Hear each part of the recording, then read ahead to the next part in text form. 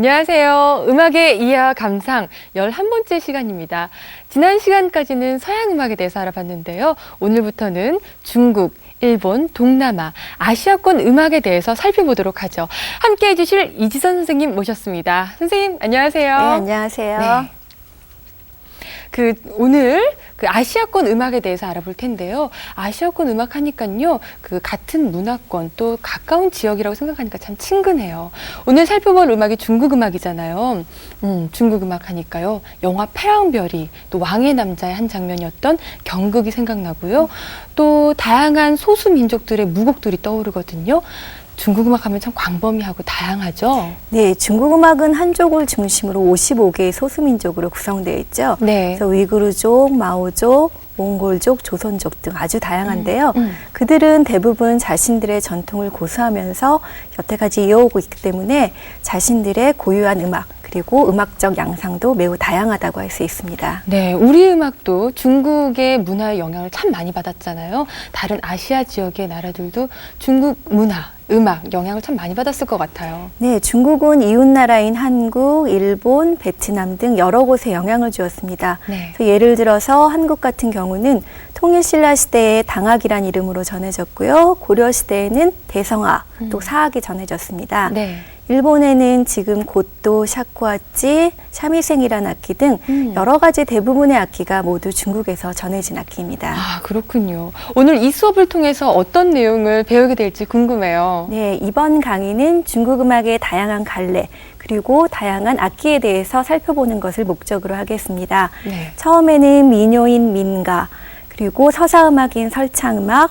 종합예술인 극음악, 그리고 마지막으로 악기에 대해서 살펴보겠습니다. 네, 중국 민요를 민가라고 얘기를 하셨는데, 민요 하면은 정말 서민들의 오랜 시간 삶이 녹아나 있는 그런 음악이잖아요. 네. 중국의 민가 어떤지 궁금해요. 네, 민가 역시 말씀하신 대로 민요를 얘기를 하는데요. 네. 분리는 지역이나 계층에 따라서 호자, 산가, 소조 이렇게 구분을 합니다. 아, 호조, 산가, 뭐 여러 가지 이야기가 있는데, 호조는 어떤 음악인가요? 네, 호자는 한국의 민요로 보다면 노동에 해당을 하는데요. 네. 협동심을 고취시키거나 지휘를 하거나 또는 피로를 해소하기 위해서 여럿이 부르는 노래입니다. 아, 크게 4종류가 있는데요. 네. 한국과 마찬가지로 농사일을 하면서 부르는 농업호자, 그리고 수상업을 하면서 부르는 선어호자가 있고요. 네. 또 무거운 물건을 이동할 때 부르는 반운호자라고 있고 마지막에는 벌목이나 채석 등 땅 다지기 등 그런 작업을 할 때 부르는 공정호자라는 것이 있습니다. 아, 호자가 노동요라고 하셨는데, 예. 한국의 노동요는요, 리더격인 사람이 선창을 하면 다른 사람들이 같이 후창을 하는 매기고 받는 식의 그런 음악이 있는데, 호자도 마찬가지인가요? 네, 잘 알고 계신데요. 네. 호자도 한국 노동요와 마찬가지로 네. 한 사람이 선창으로 매기면 나머지 사람들이 합창으로 받는 형식이 아주 많습니다. 아, 그렇군요. 산가는 그럼 어떤 음악인가요? 네, 산가는 글자 그대로 야외에서, 산에서 주로 많이 부르는데요. 네. 사랑을 갈망하거나 혹은 일하다가 힘든 것에 대한 한탄 또는 네. 옛부터 내려오는 고사 등을 이야기하는 등 아주 네. 주제가 다양한데요. 네. 산가는 그리고 지역에 따라서 조금씩 다르긴 하지만 단순한 선율의 가사를 즉흥적으로 바꿔서 부르는 성격의 노래입니다. 아, 그리고 일반적인 특징은 들어보시면 아시겠지만 소리가 아주 높고 낭낭한 것이 특징입니다. 그럼 여기서요, 설명을 들으니까 또 음악이 듣고 싶네요. 네.雲南지역의 산가 듣고 이야기 계속 나눠보죠. 不靠北哈喽耶，看花香。阿妹啊，花花呀，可真美啊，在花田，我你桂花。 心高啊，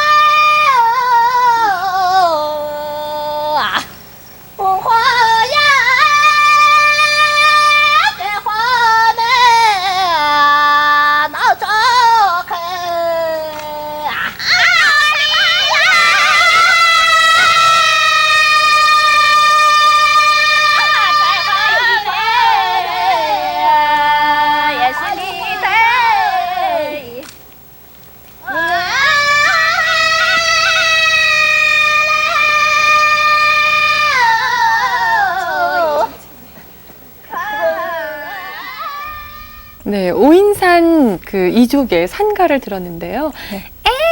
하는 소리가 네. 상당히 특색이 있네요. 제가 또 중국에서 이제 교환학생으로 공부하러 온 학생이 하는 말이 그 중국의 어떤 부족은 미팅을 할 때 노래를 먼저 한대요. 그래서 노래를 잘하는 사람이 인기가 제일 많다고 뭐 그런 이야기를 하던데요. 네. 아까 화면을 보면서 그 생각이 잠시 났습니다.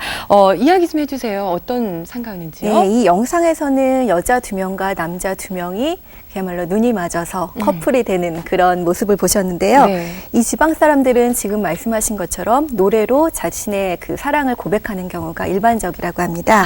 그래서 이 노래의 가사는 처음 보고 서로 눈에 반해서 사랑을 하고 결혼까지 이르는 것을 비유적으로 표현하고 있다고 합니다. 아마 이 지역에서의 노래는 상당히 중요한 애정 표현인 것 같아요. 이렇게 살펴봤던 호자, 산가, 이에 어떤 또 민가가 있죠? 예, 마지막으로는 소조를 들 수 있는데요. 네. 소조는 소곡 또는 속곡이라고 합니다. 민가 중에서 가장 예술적이고 어떻게 보면 세련됐다고 할 수가 있는데요. 불리는 지역과 계층도 상당히 넓습니다. 앞서 우리가 살펴본 호자나 산가는 한국으로 이야기하자면 특정한 지역에서 부르기 때문에 향토민요 또는 토속민요라고 할 수가 있고요. 네. 지금 설명드릴 소조는 여러 계층에서 그러니까 널리 불리기 때문에 그 통속민요라고 할 수 있습니다. 그러면 중국 이 민가를 대표하는 모리화라는 곡이 있잖아요. 그 음악 듣고 이야기 계속할게요.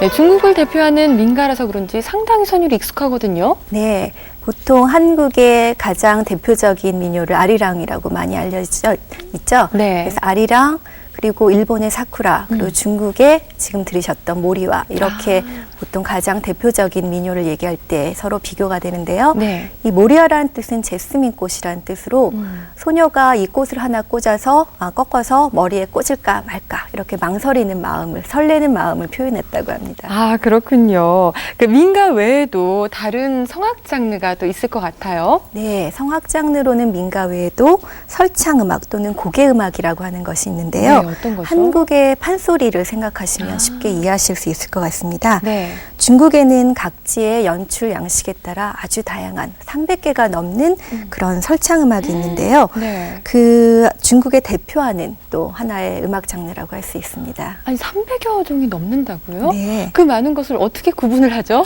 네, 그 구분하는 형식도 다소 좀 복잡하고 다양한데요. 네. 그 연주 형태에 따라 고사류, 탄사류, 어고류, 패자곡류, 그리고 금서류, 잡곡류, 주창류, 그리고 마지막으로 판송류 이렇게 구분을 합니다.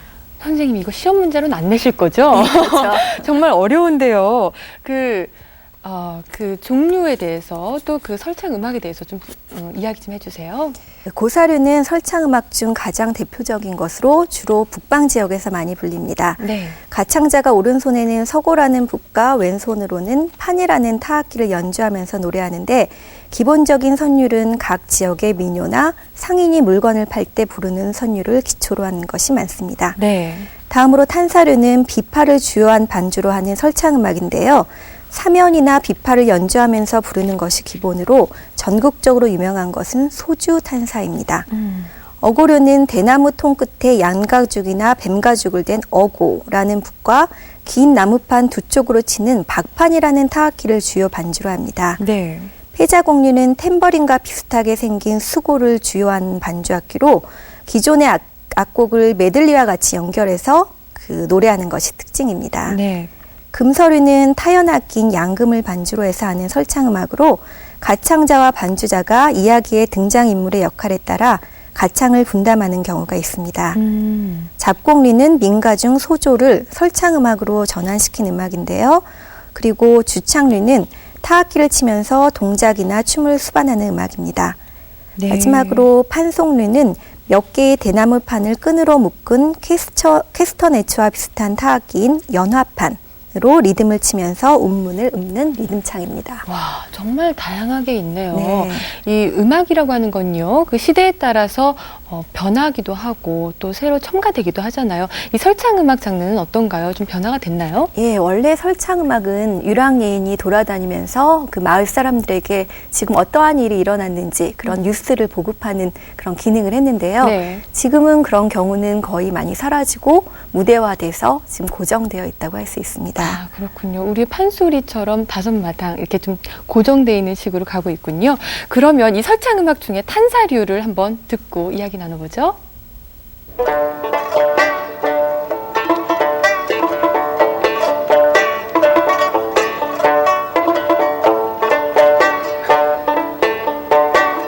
宋真经家，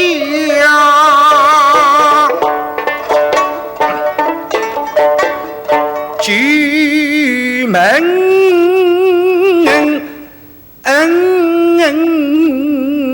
的沙飞黄的一匹新。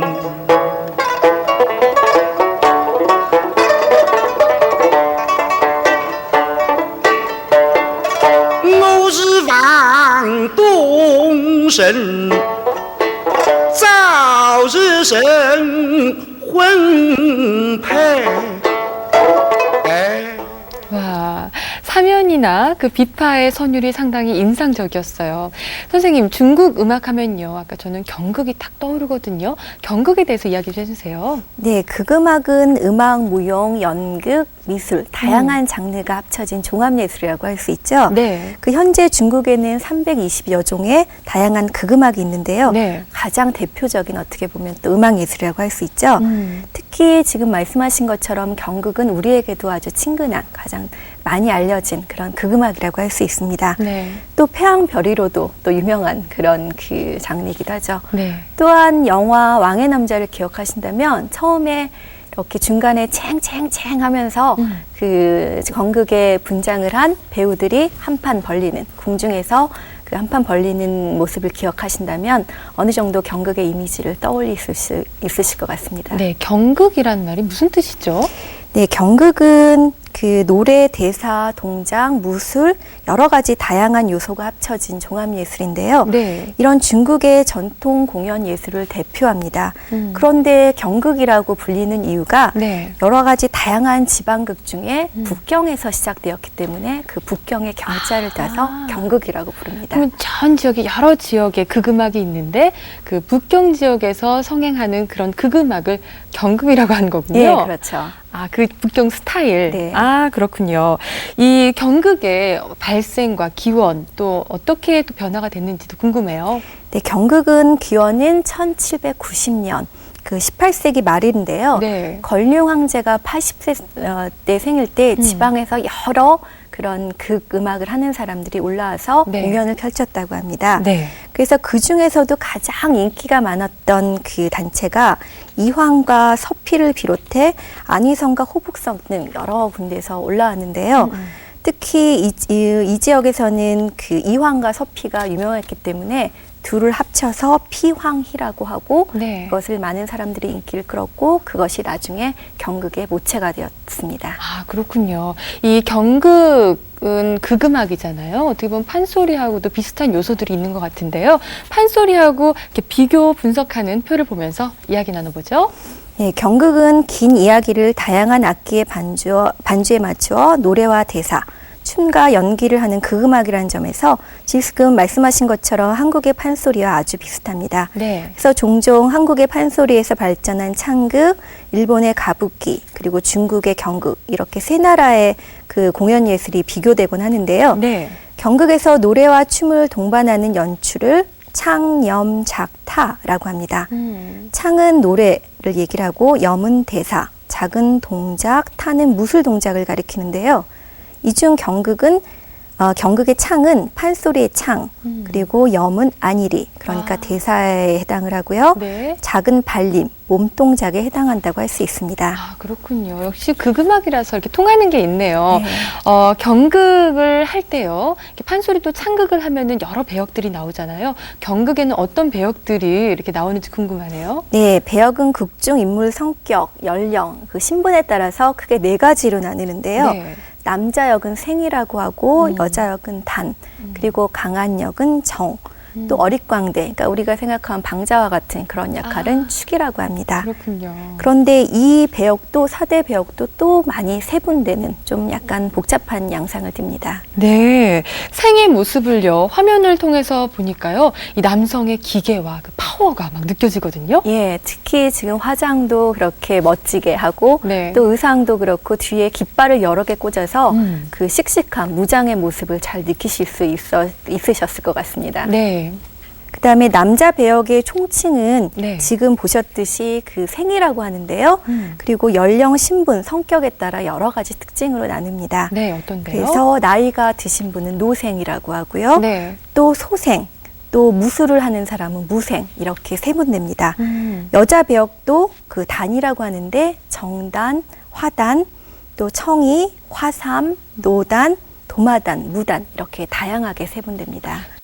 그리고 폐왕별이에서 장구경이 맡은 우희 역은 화삼이라고 하는 역입니다. 네. 그리고 성격파 배우인 정은 주로 솔직하고 또 호방한 남성을 연기하는데 이 또한 신분과 특징에 따라 정정, 그리고 부정, 무정 이렇게 또 세분됩니다. 아, 그렇군요. 그리고 폐왕별이의 폐왕은 항우죠. 그 항우의 역은 부정의 역으로 유명한데요. 네. 어릿광대의 축은 눈과 코에 이렇게 하얀색 분칠을 해서 우리가 쉽게 보더라도 아, 저 사람은 굉장히 재밌는 역할이다. 이렇게 충분히 알 수 있습니다.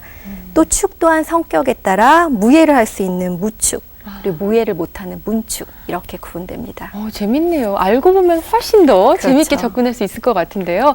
폐왕별이 이야기도 하시고 또 그림 인서트도 보셔서 여러분도 아시겠지만 그 주인공이었던 장구경 씨가요. 우희라는 역을 했었어요. 여자 역을 했던 거죠. 그 경극에서는 남자가 여성의 배역을 하는 게 그런 게 어떤 규칙인가요? 네, 지금은 남성이 남성의 역할을 하고 여성이 네. 여성의 역할을 하는데요. 네. 청나라 말기에는 여성의 역할도 모두 남성이 했습니다. 그리고 여자가 여자 역을 하게 된 것은 네. 중화민국이 건립된 1912년 이후부터인데요. 네. 그러니까 20세기 초 여자 배역으로 아주 유명한 배우, 영화로도 주인공으로 나왔던 메란방이 그 가장 그 여성의 역할을 잘했던 남자 배우입니다. 아, 그렇군요. 요즘 젊은이들 사이에서도요, 얼굴을 하얗게 두껍게 이렇게 화장을 하면요, 너 경극 화장했냐? 뭐 이런 그 우스갯소리가 있는데요.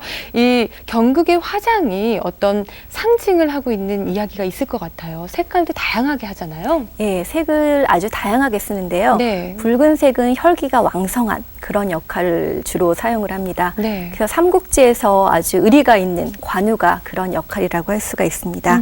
그리고 검은색은 강직하고 엄숙하고 또 아주 그 정직한 그런 그 의미를 나타내는데요. 포청천. 예, 잘하신 것 같은데요. 네. 몇 해 전에 TV 드라마로 했던 포청천, 얼굴이 유난히 검었죠. 네. 그 사람은 당연히 그 정직해야만 하는 그런 아. 역할이기 때문에 얼굴을 검게 칠했다고 할 수 있습니다. 네. 그리고 흰색하면 우리가 굉장히 그 맑고 그런 인상을 받기 쉬운데 네. 경극에서는 반대의 의미입니다. 그 사악하고 교활하고 네. 이런 그 성격을 나타내고요. 그리고 녹색은 거칠고 급하고 또 푸른색은 흉악하고 난폭하고 그리고 왠지 금색하고 은색은 신비로운 느낌을 받잖아요. 네. 그렇기 때문에 요괴라든지 신선 이런 역할에 많이 사용을 합니다. 야, 재밌네요. 참 특이한 게요. 이렇게 분장하고 의상은 상당히 화려하고 좀 휘황찬란한 느낌인데 무대를 보면요. 심하다 싶을 정도로 간촐하거든요. 참 단순해요. 왜 그런 거죠?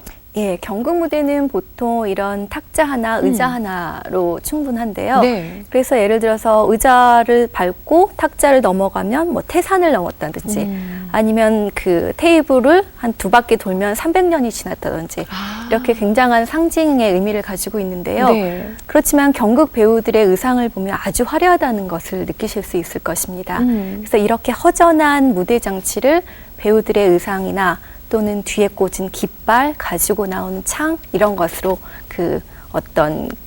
카바를 하는 거죠. 네, 그 중국 사람들이요, 경극을 본다고 하지 않고요, 팅이라고 해서 듣는다고 하더라고요.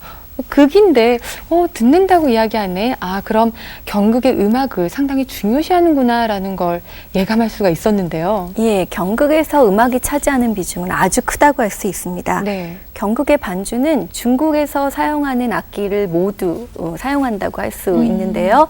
그 중에서도 관악기와 현악기, 그리고 타악기, 이렇게 그 관악기하고 현악기가 함께하는 그 장르, 그러니까 그런 부분이 있고 또 타악기가 중심이 되는 그런 부분이 있습니다. 네. 그래서 그 현악기에는 우리나라 해금과 비슷하게 생긴 이호라는 악기가 있는데 특히 경극에서 사용하는 이호는 경호, 그러니까 경극의 경자를 붙여서 경호라고 하고요. 네. 그리고 이외에도 비파나 사면 이런 악기들이 사용을 합니다. 네. 그리고 관악기로는 적자, 소, 세납 이런 태평소 같은 세납 등이 사용이 되고요. 네. 그런데 이런 현악기나 관악기보다도 타악기가 차지하는 비중은 아주 큰데요. 정말 그런 것 같아요. 예, 그러니까 예를 들어서 경극을 간단히 하고 싶은데 악기가 없다. 네. 그러면 타악기는 반드시 있어야 됩니다. 그래서 타악기가 없으면 경극을 한 발자국도 나갈 수 없다. 네. 이렇게 얘기할 정도인데요. 네. 그 타악기로는 징이나 북계통 이래서 그 리듬을 이렇게 연주를 하기 때문에 그 경극 배우들은 이 리듬에 맞춰서 경극의 무용이나 그 동작을 할 수 있다고 합니다. 네, 이 선생님의 설명 기억하시면서 지금 화면이 나올 텐데요. 태양별이의 그 한 장면들을 감상하겠습니다.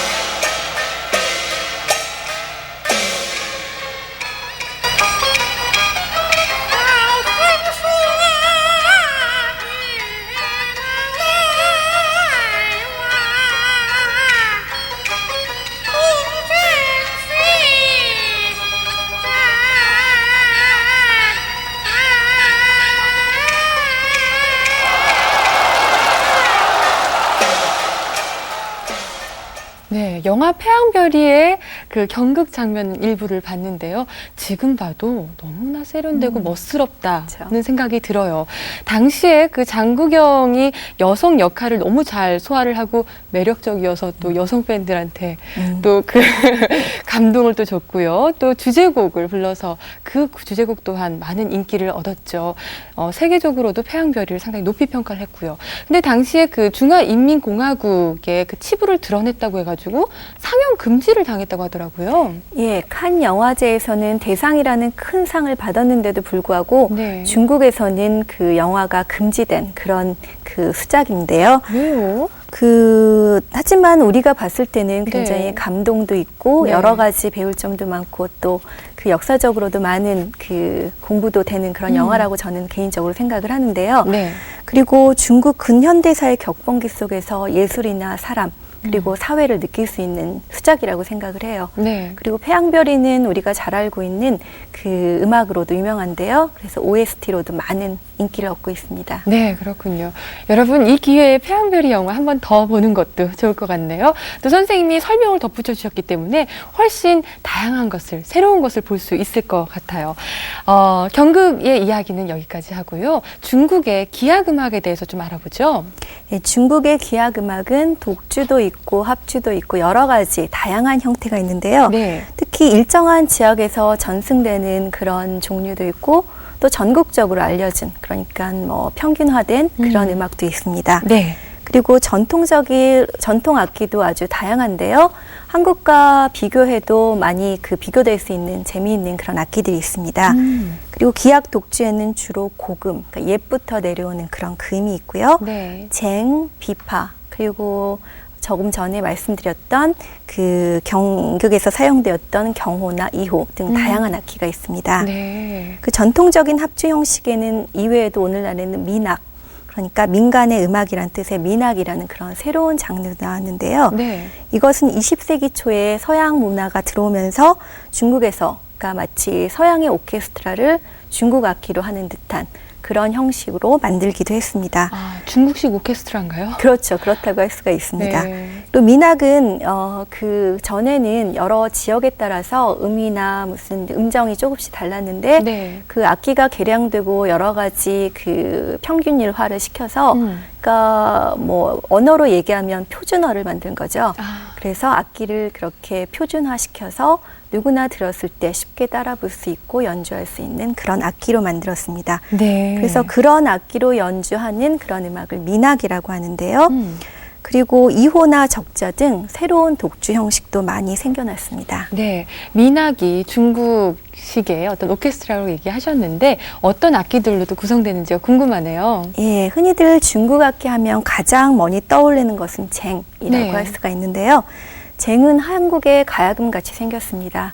그러니까 길게 이렇게 긴 그런 악기고 또 한국과 마찬가지로 오동나무로 만들고요. 아. 근데 한국의 가야금보다 한 줄이 많아서 네. 13줄이었습니다. 처음에는. 그런데 그것이 점점 늘어나서 16줄이 되었고요. 네. 지금은 21현의 쟁입니다. 근데 가야금 개량되듯이 그렇죠. 그렇게 또 악기들이 개량되는 거네요. 예, 그러니까 지금 창작 음악이라든지 여러 음악에 사용되기 위해서는 음역이 넓어야 되니까 네. 여러 가지 그 고안을 해서 그 연구를 해서 줄이 늘어난 것 같습니다. 네. 그리고 연주자는 우리 가야금은 손가락을 그냥 뜯기 때문에 여기 물집이 생기고 그러잖아요. 근데 중국에서는 그 플라스틱이나 상아로 만든 가조를 여기 손에 이렇게 테이핑을 해서 이렇게 화려하게 그 여러 가지 장식 그 기교를 사용하면서 네. 연주를 합니다. 그리고 가야금은 그 연주자들을 보면 이렇게 천천히 떨어야지 이렇게 떠는 걸 발발이라고 해서 굉장히 안 좋다고 얘기를 네, 하는데 고쳐야 되는 거죠, 그쵸? 그건. 네. 그런데 중국에서는 네. 한국의 그 농연에 비해서 굉장히 가늘게 떨어서 어떻게 보면 좀 화려하면서도 그런 느낌을 받을 수 있습니다. 네, 그렇군요. 네, 악기들을 보면요. 이렇게 잘 어우러지는 악기들이 있잖아요. 마치 뭐 금슬 아니면 훈지 이렇게 어우러진 악기가 있는데 쟁은 어떤 악기들하고 주로 이렇게 연주를 하나요? 예, 쟁은 독주로도 하지만 여러 가지 합주로도 많이 사용을 합니다. 네. 그리고 쟁은 또 쟁과 또 쟁만큼 아주 대표적인 그런 또 현악기가 있는데요. 하나 소개해드리자면 이렇게 길다란 그러니까 날씬하면서 물방울을 딱 떨어뜨리면 이렇게 모양이 되죠. 네. 그렇게 생긴 악기를 비파라고 합니다. 비파 너무 좋아요. 예, 그래서 한국에도 비파가 이제 요새는 연주되고 있는데요. 네. 그 비파는 그 어원이 참 재밌어요. 그래서 이렇게 악기를 이렇게 하는 걸 비, 그리고 이렇게 하는 걸 파, 네, 치고 비파. 뜯는. 예, 그래서 수법에서 악기의 어원이 나온 것이고요. 네. 그리고 목이 이렇게 꺾인 형태, 그리고 반듯한 형태가 있는데 꺾인 형태를 곡경비파라고 해서 네. 지금 중국에서는 대부분 곡경비파를 사용을 합니다. 음. 그리고 줄은 4줄을 사용을 하고요. 그래서 예전에는 이렇게 그 주걱같이 생긴 이런 채로 연주를 했는데 지금은 아까 말씀드렸던 쟁과 마찬가지로 손가락에 가조를 이렇게 테이핑을 해서 손가락으로 이렇게 연주를 하기 때문에 굉장히 여러 가지 테크닉을 구사할 수 있습니다. 네, 그 여자 연주자가요 비파를 막 연주하는 모습 보면요 참 매력적이다라는 생각이 그렇죠. 들었는데요. 비파 이야기를 들었고요. 그 한국에 해금이 있듯이 그 중국에도 얼후, 뭐 이호라는 악기가 있잖아요. 이 악기는 한국의 대중가요에도 참 많이 쓰이는 악기거든요. 뭐 이승환 씨의 당부라는 곡에도 쓰였고, 뭐 또 장윤정 씨. 장윤현 씨 음악에도 그 얼후가 상당히 많이 들어가더라고요. 네, 그 얼후도 그 한국에서도 해금이 가장 어떻게 보면 아주 인기 있는 그 국악기로 지금 떠오르고 있는데요. 네. 얼후는 그러니까 2호라고 써서 얼후라고 하는데 그 참 많이 사랑을 받는 악기입니다. 그 이름에서 봤듯이 두 개의 오랑캐라고 네. 써서 2호라고 하는데 오랑캐의 악기라는 뜻이고요. 그리고 이 악기는 그 몽골이나 터키에서 사용되었던 악기인데 네. 이것을 그 중국이 수용한 것입니다. 아, 그리고 한국의 해금은 나무로 만들어졌는데 네. 이것은 나무에다가 앞에 그 뱀가죽을 씌워서 우리랑은 조금 다른 모양을 볼 수 있고요. 네. 하지만 그리고 그 모양도 육각형이나 동근 형태 여러 가지가 있습니다. 네, 그 악기 형태나 또 이렇게 연주 방식은 비슷하지만 소리가 상당히 다르더라고요. 예, 네. 소리가 그 한국은 그 명주시를 사용해서 어떻게 포근하면서도 조금 그 맹맹한 소리가 나는데 네. 그 얼후 같은 경우는 철사줄을 사용하기 때문에 조금 서양 음악적인 요소라든지 그래서 최근에 그런 음악과 아주 잘 맞는 악기인 것 같습니다. 네, 양금이라는 악기도 있죠. 예, 양금은 한국에도 있는데요. 네. 중국의 양금도 한국처럼 이렇게 마른 목걸로 되어 있습니다. 음. 그런데 한국의 양금은 조금 작고 이렇게 가는 채로 하나씩 치는 데 비해서 네. 중국의 양금은 한국의 양금보다 좀 크고 두 개로 이렇게 치기 때문에 또 여러 가지 좀 한국과는 다른 맛을 이렇게 낼 수가 있습니다. 그래서 좀 더 화려한 느낌이 들거든요. 그렇죠. 그 적자라는 악기는 어떤 건지요? 예, 이제부터는 관악기에 대해서 설명을 드리려고 하는데요. 네. 적자는 한국에 비하면 한국의 악기에 비교한다면 뭐 대금 이렇게 해당을 할 수가 있는데요. 네. 그 옆으로 부는 관악기로 음을 내는 그런 지공이 있고 또 한국의 대금과 같이 청소리를 내는 그런 갈대잎으로 그 만든 보조구멍이 있어서 아주 높고 날카롭고 특이한 소리를 냅니다. 적자는 극음악이나 무용음악 등에서도 사용을 하고 또 독주로도 사용을 하는 등 많은 다양한 장르에서 쓰이는 그런 악기입니다. 예, 지금 뒤에서 보시는 그 생은 네. 나무로 만든 둥근 통에 17개의 대나무 관을 꽂은 악기인데요. 네. 한국에서는 생왕이라고 하죠. 같은 네. 악기입니다. 근데 생은 굉장히 어려워 보이긴 하지만 물론 연주를 하려면 어렵지만 이렇게 불어도 내쉬어도 그러니까 숨을 쉬는 것 같이 하면 소리가 나기 때문에 소리 자체는 금방 낼 수 있다고 해요. 네, 이렇게 부는 거잖아요. 그렇죠. 마치 코뿔소 같아요. 예, 이거 그렇죠. 불면요. 그런데 네. 어려운 것이 손가락을 조정하는 게 굉장히 어렵다고 합니다. 아, 그렇군요. 민악을 구성하는 악기에 대해서 설명을 들었는데 다시 생각을 해보자면 쟁이 있고 비파, 그다음에 적자, 양금, 이호, 그다음에 생. 아주 훌륭한 학생입니다. 까지 이야기를 하셨죠. 이 6가지 악기 설명을 다시 생각을 하시면서 화면 보면서 민악에 대해서 또 느껴보시죠.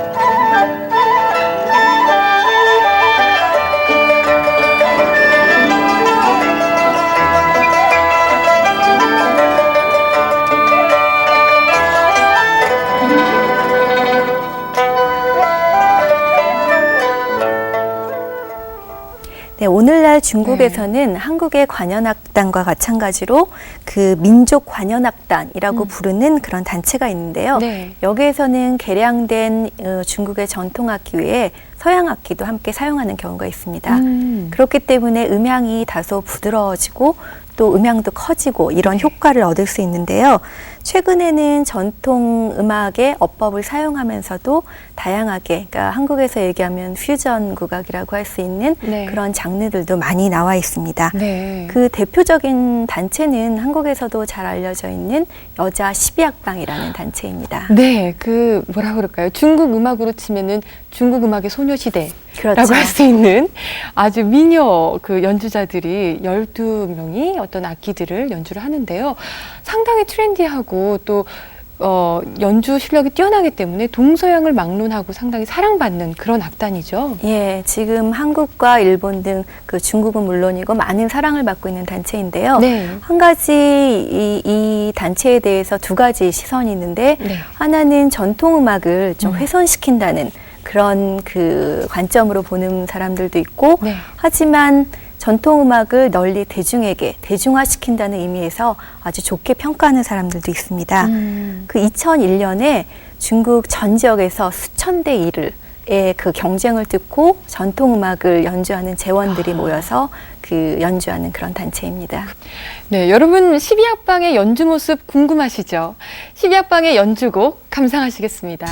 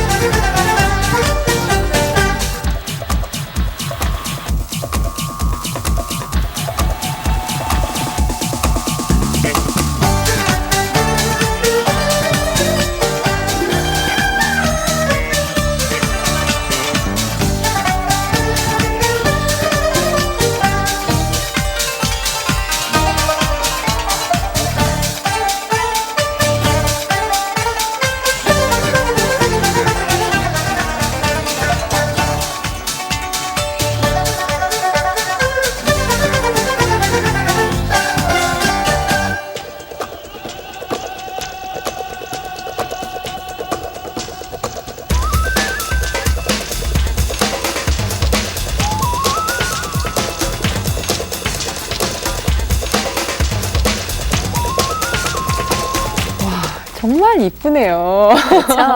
그렇죠. 그 열정적으로 또 연주하는 모습도 너무 멋져 보였고요. 뮤직비디오까지 있어서 상당히 활발하게 활동하고 있구나 하는 게 느껴집니다. 또 중국의 전통 악기를 가지고 뭐 미디나 그 전자음악까지 같이 곁들여서 새롭게 음악을 구성했기 때문에 상당히 세련됐다는 느낌도 가질 수 있었어요. 예, 이들이 그러니까 그냥 창작 음악을 처음부터 했으면 어느 정도 뭐 실력이 좀 그랬을 텐데 네. 다들 나름대로 굉장한 그 전통 음악을 제대로 배우고 또 독주도 그 개인적으로 연주도 많이 하는 그런 네. 사람들이 모여서 네. 최고의 기량으로 연주를 하는 단체이기 때문에 네. 그 단지 외모나 그런 거 이외에도 그 연주 실력으로도 아주 그 실력이 있는 그런 단체인 것 같습니다. 네, 그래서 많은 그 국악 쪽에 또 퓨전 음악을 하는 분들도 12악방을 보면 사례를 보면서 많이 또 해외로 나가려고 노력을 하고 있더라고요. 네. 이렇게 중국 음악에 대해서 이렇게 알아봤는데요, 선생님 오늘 강연을 간략하게 정리를 해주셨으면 좋겠어요. 예, 중국 음악은 같은 동아시아 음악인 일본이나 한국 음악과 같이 단선율을 사용하고 또 오음음계를 사용한다는 점에서 공통적입니다. 하지만 한국이나 일본 음악에 비해서 들었을 때 다소 화려하다는 느낌을 받기 쉬운데요. 네. 이것은 폭넓은 표현력을 가지고 여러 가지 화려한 기교를 사용하기 때문입니다. 그리고 또 중국의 많은 악기가 개량되면서 여러 가지 그 전통적인 스타일 외에도 창작 음악도 많이 연주되어 대중에게 다가가기 그런 쉬운 음악도 만들어지고 있다는 점도 말씀드리고 싶습니다. 네, 중국 음악에 대해서 이야기 잘 나눴습니다. 오늘 배운 내용 이한의 뮤직 다이어리에서 다시 정리할게요.